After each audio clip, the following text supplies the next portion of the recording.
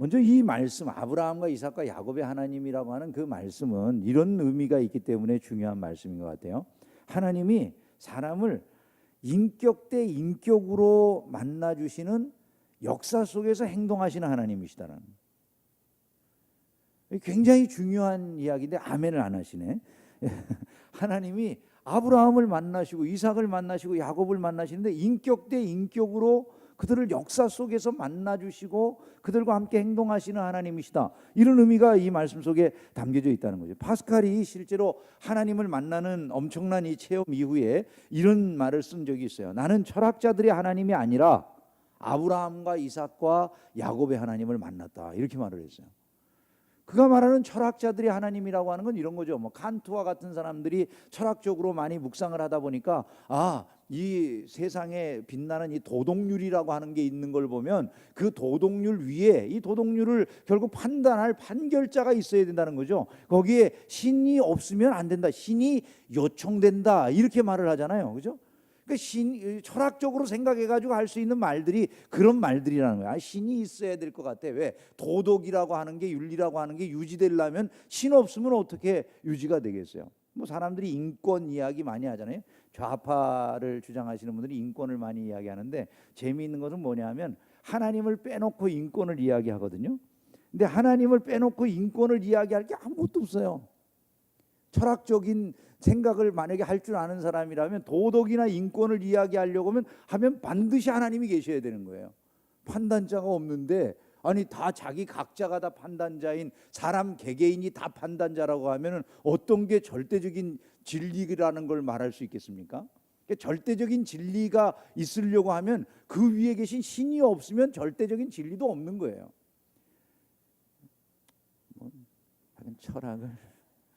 철학은 무조건 어려워. 이 철학의 하나님이라고 하는 건 마치 이런 표현과 같아요. 하나님은 모든 존재의 근본이셔, 이렇게 표현하는 거예요. 하나님은 모든 궁극적인 실체들의 원인이셔, 이렇게 말하면 이게 철학적인 표현이에요. 근데 이런 철학적인 표현으로 하나님을 만나지 않았다는 거예요, 파스칼이 하는 말은. 파스칼이 지금 무슨 말을 하고 있는 겁니까? 자기는 역사 속에 살았던 아브라함과 이삭과 야곱이 만났던 그 하나님과 똑같은 하나님을 만났다는 거예요. 여러분, 성경은요, 우리가 철학 활동을 한다고 해가지고 하나님을 만난다고 말을 하지 않아요. 고린도전서 1장 21절에 보면 하나님의 지혜에 있어서는, 같이 읽어봅시다. 이 세상이 자기 지혜로는 하나님을 알아요, 몰라요? 모른다고 그랬어요, 성경이. 그러니까 이 세상에서 철학을 해가지고 내가 머릿속으로 많이 생각을 했더니 어느 날 하나님을 깨닫게 됐다, 이게 다 거짓말이에요. 진짜 하나님이 아닌 자기가 만든 우상에 불과하다, 이런 것을 우리가 알 수가 있다는 것입니다. 하나님은 그렇게 나타나시는 분이 아니고 역사 속에서 인간을 인격과 인격으로 만나주시는 그런 역사 속의 하나님이시구나라고 하는 것을 이 말씀이 보여주고 있다는 거예요.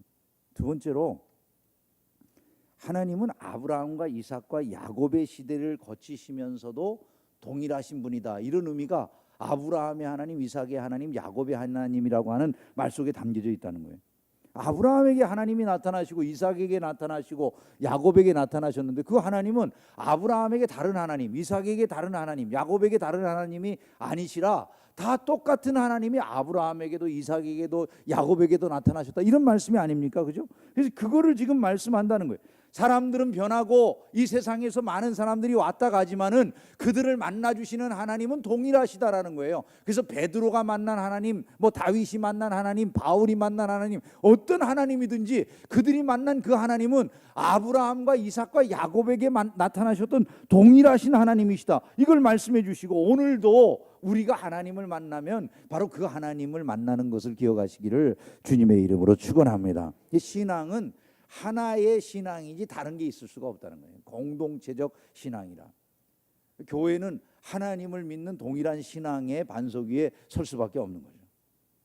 세 번째로 이 말씀이 우리에게 보여주시는 의미는요, 하나님이 아브라함과 이삭과 야곱의 하나님이라고 하는 것은 아브라함에게는 아브라함에게 필요한 일들을 행해 주시는 하나님이시고, 이삭에게는 이삭에게 필요한 일들을 행하신 하나님, 그 다음에 야곱에게는 야곱의 필요에 응하시는 하나님이시다. 이거를 보여주는 말씀이 되는 것입니다. 즉 아브라함을 인도하실 때에는 하나님이 아브라함의 삶에 필요한 인도를 주시고 그 역사적인 정황과 환경과 여러 그 분위기를 하나님이 다 감싸 안으시고 당신의 뜻대로 그들을 인도해 가신다는, 이삭이 살 때는 이삭이 사는 그 속에서, 야곱이 살 때는 야곱이 사는 그 환경 속에서 그를 인도해 주신다는 거예요. 여러분, 모세는 모세의 하나님을 만나요. 그래서 성경에 보면 그렇죠. 모세가 홍해를 건너는 경험을 한 다음에 이렇게 고백을 해요. 여호와는 나의 힘이요 노래시며 나의 구원이시로다. 같이 한번 읽어봅니다. 그는 나의 하나님이시니. 예, 그는 나의 하나님이시니. 모세의 고백에, 모세에게도 하나님은 똑같이 모세의 역사, 모세가 살아가는 삶의 역사의 현장 속에 모세의 필요를 위해서 모세를 도우시러 나타나시는 모세의 하나님이 되시더라고 말이에요. 뿐만 아니라 뭐 다윗도 마찬가지. 다윗도 자신이 만난 하나님에 대해서 이렇게 묘사하고 있는 거예요. 여호와는 나의 반석이시요 나의 요새시요 나를 위하여 나를 건지시는 자시요 내가 피할, 같이 읽어봅니다. 나의 반석의 하나님이시라. 이 다윗에게는 다윗 나름의 하나님이 다윗을 만나주시고 상대해 주시는 그런 방법과 그런 인격적인 만남의 체험이 있다라는 거예요. 그 동일하신 하나님이 오늘 나에게도, 저와 여러분에게도 동일하게 역사하시는데 각자의 하나님으로 우리를 만나 주신다는 믿음을 가지시기를 주님의 이름으로 축원합니다. 축원합니다. 그래서 이런 고백을 우리가 할 수 있어야 된단 말이죠. 아브라함과 이삭과 야곱의 하나님이 나의 하나님이시다. 이 고백을 할 수 있어요. 우리 가슴에 손을 얹고 이렇게 한번 다 같이 고백을 해봅시다. 시작. 아브라함과 이삭과 야곱의 하나님이, 믿습니까 여러분? 그 믿음을 우리가 가질 수 있게 해주시는 그런 말씀이에요. 네 번째로 이 말씀은요, 사람은 변하는데 그들과 약속하신 하나님은 변함없이 그 약속을 이루시는 분이다라고 하는 걸 보여주시는 거예요. 모세의 시대에 하나님이 이스라엘 백성들이 고통당하는 소리를 들으시고 그들에게 오셔서 그들을 가나안까지 인도해 주신 이유는 무엇 때문이라고 말씀합니까? 그것은 하나님이 그들과 세우신 언약, 아브라함과 세우신 언약을 기억하셨기 때문이다. 이렇게 말씀을 했어요. 즉 세상이 흘러가고 사람도 변했어요. 근데 하나님은, 언약을 맺으신 하나님은 여전하시다. 이것을 보여주는 거예요. 놀라운 것은 하나님의 언약은, 아브라함과 맺은 그 언약을 하나님이 수백 년이 지난 다음에도 그것을 지키기 위해서 친히 이스라엘 중에 나타나시는 거예요. 400여 년의 세월이 흐른 다음에 나타나셔서 이스라엘 백성들을 이끌어 가나안 땅에 도달케 하시는, 내가 너에게 이 땅을 주겠다고 약속하신 대로 하나님이 아브라함에게 하신 그 약속을 지키기 위해 400년 이후 나타나셔서 그 땅을 주시는 거예요. 하나님의 약속은 변하지 않음을 믿으시기를 주님의 이름으로 축원합니다. 또한 이 말씀이 우리에게 보여주는 것은 무엇입니까? 하나님이 자기 백성을 구원하신다는 거예요. 자, 아브라함의 하나님이다라고 말씀하시는 건 나홀의 하나님이 아니라는 거예요. 그죠?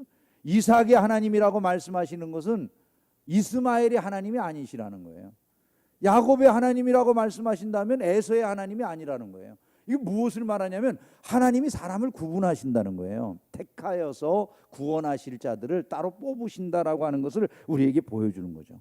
여러분, 이것이야말로 우리에게 얼마나 큰 은혜인지 모르는 거예요. 이들이 다른 사람들보다 나은 게 하나도 없어요. 나홀과 아브라함 사이에 무슨 차이가 대단히 있었을까요, 여러분? 그냥 은혜예요. 사랑하셔서 그렇게 되는 거예요. 이것을 우리가 하나님의 은혜라고 고백하는데, 바로 이렇게 하나님이 자기 백성을 구분하여서 구원하신다라고 하는 의미가 아브라함과 이삭과 야곱의 하나님이라고 하는 이런 사실들 속에 담겨져 있다는 것이죠.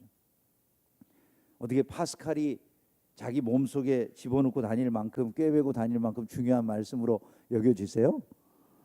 그렇게 돼서 여러분들 안에 받아들여지면 좋겠습니다. 이 말씀을 우리가, 오늘을 사는 우리들이 이 말씀을 어떻게 받아서 생활 속에 적용해야 되느냐, 이게 이제 숙제죠, 그죠? 먼저 우리가 이 말씀을 통해서 해야 될 일은 이것이라고 생각되는데, 우리가 받은 은혜가 너무 크다라고 하는 걸 알고 감사할 줄 알고 겸손할 줄 알아야 된다는 거예요. 아브라함과 이삭과 야곱의 하나님이 그럴 자격이 없는 자들인데 이들을 택하여 주신 것처럼 우리도 마찬가지거든요. 뭐 구원받을 만한 어떤 특별한 자격이 우리 안에 있습니까?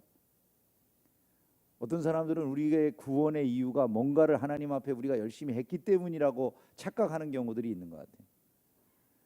예를 들어 김원광 목사가 중계충성교회라고 하는 이 교회를 작은 교회에서부터 뭐 이만큼 부흥시키고 성장시켰으니까 김원광 목사의 공로를 하나님이 아셔서 구원하실까요? 택도 없는 소리다 이 말이에요.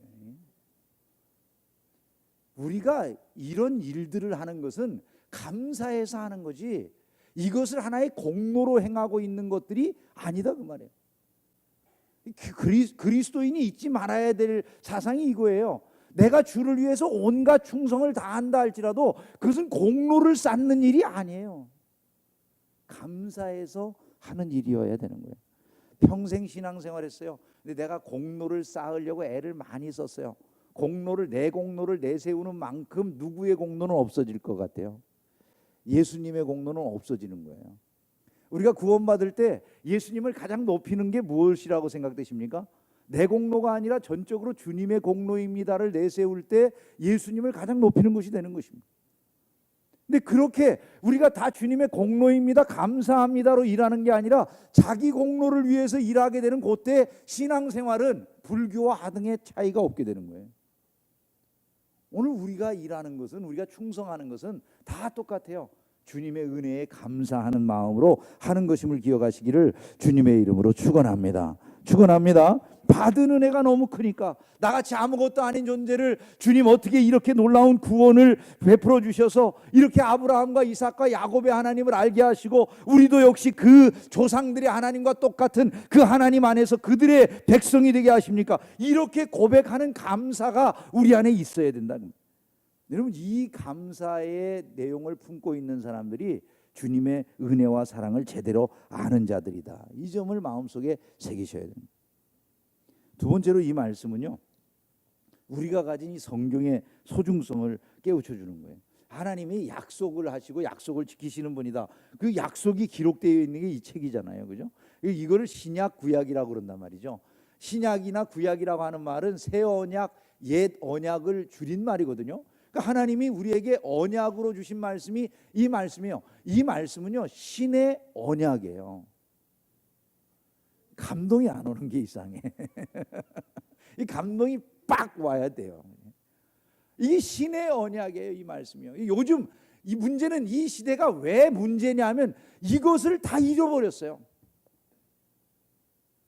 성도들의 손에 이 성경이 들려진 것은 가장 놀라운 축복이었어요. 종교개혁이 가져다준 최고의 축복은 뭐냐 하면 이 성경을 일반인들이 볼 수 있도록 전해준 거예요. 루터가 이것을 독일 말로 그냥 번역해가지고 일반인들이 읽을 수 있도록 나눠줄 수 있게 된 것이 종교개혁의 제일 큰 축복이었어요.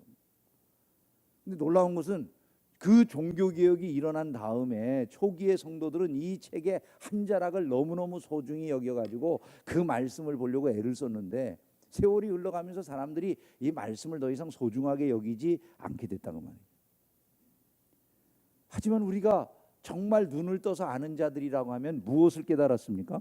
그것은 이 말씀 속의 언약대로 하나님이 행하신다는 거예요. 역사가 흘러갈 방향이 이 말씀의 언약대로라는 거예요. 하나님이 이 세상을 다스리시고 판단하실 때 마지막 심판주 되시는 하나님이 우리를 판단하시는 가장 기본적인 잣대가 이 말씀이라는 거예요. 이 말씀이 신과 맺은 언약서다. 이것을 우리가 안다면, 아니 그분이 어떤 분인지, 그분이 우리에게 무엇을 명령하셨는지, 그분이 어떻게 우리에게 복을 주시는지 이걸 알려면 이 말씀으로 돌아가야 되는 거예요. 안타까운 게 뭐 신앙생활 오래 했다, 뭐 자기가 뭐 신앙생활 이렇게 했다 저렇게 했다 하지만 성경을 별로 그렇게 귀하게 여기질 않아. 이건 여러분 대단히 문제일 수 있다라고 하는 점을 우리가 생각을 해야 되는 것이죠. 우리 마음속에 이것을 기억해야 되는 겁니다. 이 말씀이 우리를 인도하는 등불인 줄로 믿습니다. 이 말씀이 우리가 세상을 지혜롭게 판단할 수 있게 해주는 잣대가 되는 줄로 믿습니다. 이 말씀이 우리의 미래를 대비하게 해주는 미래의 안내서가 되는 줄로 믿습니다. 이 말씀이 믿음의 길로 우리를 인도해주는 믿음의 안내자가 됨을 믿습니다. 이 말씀이 우리 신앙생활의 기초가 되는 줄로 믿습니다. 그래서 말씀으로 자꾸 돌아가야 되고, 이 말씀에 대해서 온갖 얘기 다 하는 다른 사람들의 얘기에 귀를 기울일 것이 없다는 거예요. 주님이 우리에게 분명하게 이 언약서에서 말씀하시는 거예요. 너희는 마음에 근심하지 말라. 하나님을 믿으니 또 나를 믿으라. 내 아버지 집에 거할 곳이 많도다. 함께 읽겠습니다. 그렇지 않으면 너희에게 일렀으리라. 내가 너희를 위하여 처소를 예비하러 가노니 가서 너희를 위하여 거처를 예비하면 내가 다시 와서 너희를 내게로 영접하여 나 있는 곳에 너희도 있게 하리라. 할렐루야. 이 주님의 약속이에요. 이게요, 언약서란 말이죠. 그럼 주님이 지금 하늘나라로 승천하신 이유는 뚜렷합니다. 주님이 왜 하늘나라에 올라가셨습니까? 우리를 위해 거처를 예비하러 가셨어요. 그 거처가 다 예비되면 어떻게 하신다고 그러셨어요? 다시 오신다고 하셨어요. 이게 약속이에요. 그 약속을 믿는 자들로 오늘 우리가 이 자리에 있다는 것을 잊으면 안 되는 것입니다. 그 약속이 이루어지는 그날에 대해 요한계시록이 이렇게 기록한 거예요. 또 내가 새 하늘과 새 땅을 보니 처음 하늘과 처음 땅이 없어졌더라. 새로운 세계가 이루어질 것을 말씀하고 있는 것입니다. 세 번째, 이 말씀이 우리에게 아브라함과 이삭과 야곱의 하나님이라고 하는 이 말씀이 우리에게 교훈하는 것은요, 우리에게 언제나 희망이 있다는 거예요. 희망이 있다. 이 말씀을 예수님이 주석을 해주셨어요. 예수님이 주석을 해주셨어요. 이 김원강 목사가 주석을 하는 게 아니라 예수님이 이 말씀을 주석을 하셨어요. 사두개인들이라고 하는 부활을 믿지 않는 그 사람들 앞에서 예수님이 그들에게 이렇게 말씀하셨어요. 나는 아브라함의 하나님이요 이삭의 하나님이요 야곱의 하나님이로다 하신 것을 읽어보지 못하였느냐?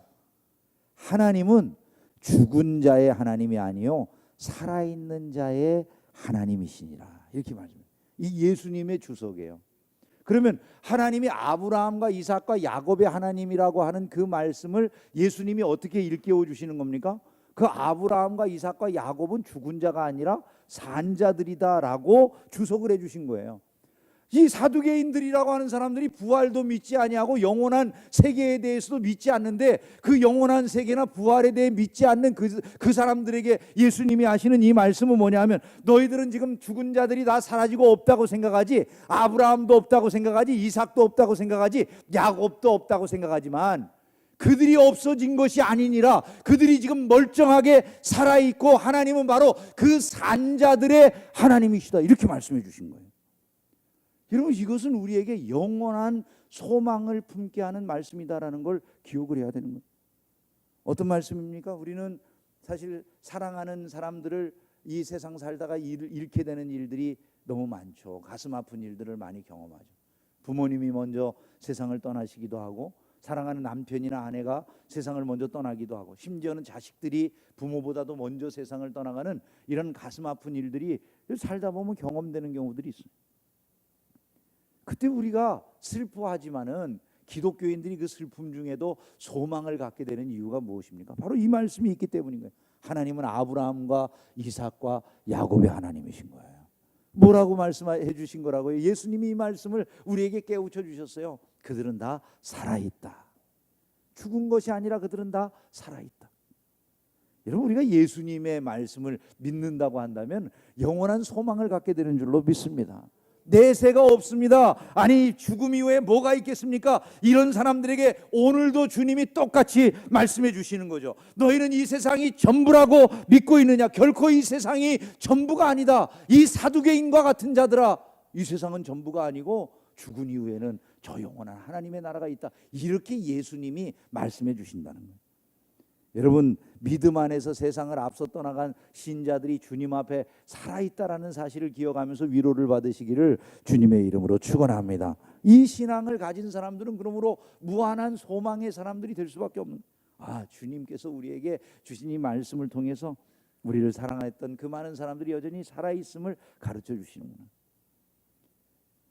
마지막으로 한 가지 더 말씀을 드리면, 우리는 우리의 역사 속에서 일하고 계신 하나님과 매일을 함께하는 삶을 살아야 된다는 거예요. 역사 속에 우리가 살고 있는 오늘이라고 하는 역사 속에서 일하고 계시는 그 하나님을 우리가 이제 아브라함과 이삭과 야곱의 하나님은 바로 각자의 역사 속에서 각자의 형편에 따라 만나 주시고 이끌어 주시고 그들에게 복을 주시는 하나님이다. 만약에 이렇게 우리가 믿는다면 오늘 우리가 그 하나님을 만나는 거거든요. 우리가 우리의 역사 속에서 일하시는 그 하나님과 매일을 함께 해야 된다는 거예요. 그게 신앙생활이라는 거예요. 여러분, 기독교 신앙이라고 하는 것을요, 어떻게 살아야 되는지를 가르쳐주는 철학이나 무슨 도덕률, 윤리 교훈과 같은 것으로 많은 사람들이 생각을 해요. 근데 기독교 신앙은 단순한 가르침이나 사변이 아니에요. 기독교 신앙의 기초는 사변을 기초로 하는 게 아니에요. 생각하고 자기가 묵상해가지고 무엇을 깨닫는 불교와 같은 뭐 선의 종교나 이런 게 아니라는 거예요. 불교나 이런 건 철학적으로 인간이 머릿속으로 뭔가 많이 이렇게 생각하다가 자기가 나름대로 뭐 깨달았다, 그런 것이 이제 그분들이 주장하는 종교의 내용이 되잖아요. 기독교 신앙은 아예 처음부터 이 사변이 아니라는 거예요. 뭐를 생각해 가지고 스스로 깨우치는 게 기독교 교훈이 아니라는 거예요. 기독교 신앙을 우리가 이야기할 때 반드시 기억해야 될 것은 기독교 신앙은 실제적인 사건이라는 거예요. 한번 따라서 해봅시다. 우리의 신앙은 사변이 아니라 사건이다. 머릿속에 생각이 아닌 사건이다, 그 말이에요. 영국의 로이드 존스 목사가 이 부분을 이런 식으로 주석을 했어요. 기독교에는 가르침이 있고 설교가 바로 가르침이지만 기독교는 본질적으로 일어나는 그 무엇이다. 이미 일어난 그 무엇이고 지금 일어나고 있는 그 무엇이며 장차 일어날 그 무엇이다, 이렇게 말을 했어요. 이게 무슨 말이냐면 기독교 신앙이라고 하는 것은 머릿속에 생각으로 끝나버리는 어떤 그 사람들의 교훈이 아니라는 거예요. 철학적인 어떤 생각의 결론 부분이 아니라는 거예요. 기독교 신앙이라고 하는 건 역사라는 거예요. 이 말이요, 역사. 여러분, 역사라고 하는 이 말을 기억을 하셔야 돼요. 성경이 일단 역사서잖아요. 한번 여러분에게 여쭤볼게요. 하나님을 머리로 생각해서 알 수 있어요? 철학자가 가만히 앉아가지고 그 칸트와 같은 철학자들이 머리로 가만히 생각해 보니까 하나님이 알아줬어요? 죽었다 깨어나도 알 수 없는 게 하나님이셔요. 왜냐하면 만약에 누군가가 내가 내 머리로 한참 연구해 보니까 하나님을 알았어요, 그러면 그거 하나님이 아니에요. 이미 내가 이게 하나님입니다 생각하는 그 정도 자기 머릿속에 들어있는 하나님은 하나님이 아니다. 어거스틴이 그렇게 말을 했어요. 사람이 생각해서 다 이해되는 존재가 무슨 하나님이냐, 그런 하나님은 존재하지 않는다, 이렇게 얘기를 했어요. 하나님이 자기가 머릿속으로 생각해서 다 이해되고 판단되면 지가 하나님 하면 되지, 하나님 못되는 면에 모시고 살아요? 그럴 필요가 없는 거죠. 그건 이미 하나님이 아니시다라는 거예요. 그러면 우리가 하나님을 이야기하는 건 어떤 하나님을 이야기하는, 그냥 아브라함에게 어느 날 아브라함이 만났던 그 하나님을 이야기하는 거예요. 아브라함에게 하나님이 나타난 사건을, 역사적 사건을 아브라함이 어느 날 내게 그분이 나타나셨어요 라고 이야기하는 그 증언을 듣고 그것을 들은 사람들이 자기도 살면서 그분을 체험하는 게 기독교 신앙이라는 거예요. 기독교 신앙은 생각이 아니라 만남인 거예요. 만남. 사건을 체험하는 거예요. 부활을 생각해 보세요. 부활에 대해서 기독교 신앙으로 이해를 시킬 수 있어요? 자, 여러분, 부활을 이해해요? 어느 천재가 부활이라고 하는 사상을 만들었을까요? 그런 게 아니에요. 부활이라고 하는 일이 사건으로 벌어진 거예요. 그 벌어진 사건을 사람들이, 아니 세상에 이거 말도 안 되는 일이 벌어졌어요, 부활이라고 하는 이 대단한 일이 벌어졌다고. 예수의 무덤이 비어 있어요. 아니 그곳에 아예 존재 자체가 없어졌어요. 훔쳐갔다고요? 아니 로마 병정들이 지키고 있는데 어떻게 훔쳐가요? 그 예수의 무덤이 지금 비어 있다니까요. 이렇게 말하고 다니는 거예요. 그 사건이 일어났는데, 그러면 이 사건이 일어났다고 하는 기독교의 이 증언은 어떻게 알 수 있는 겁니까? 머리로 생각해서 알 수 있는 게 아니에요. 예를 들어 증언 자체가 사건인데 일어날 수 없는 일반적인 일들로 깨달을 수 없는 사건을 지금 증언하니까 사람이 말을 하기를, 야, 그 부활이 일어날 수 있다는 걸 나에게 설명을 해봐, 이렇게 얘기를 해요. 그 방식으로 이게 이해가 됩니까? 무슨 말씀이냐면 기독교 신앙이라고 하는 것은 내가 생각을 해가지고 이해해서 믿을 수 있는 게 아니라는 거예요. 처음부터. 여러분 이해가 안 되잖아요. 아니 김성수 교수라고 하는 분이 이 부활 신앙에 대해서 이렇게 말해요. 여전히 살아있으며 더 나아가서 그들에게 주어진 하나님 나라의 약속은 죽음 후에도 여전히 유효하다는 것을 뜻합니다. 아브라함과 이삭과 야곱의 하나님이라고 하는 말을 그렇게 해석을 했어요. 여러분 그분이 서울대학 나오고 서울대 물리학과 출신이거든요. 물리학과 나온 사람이 미친 거죠. 그죠?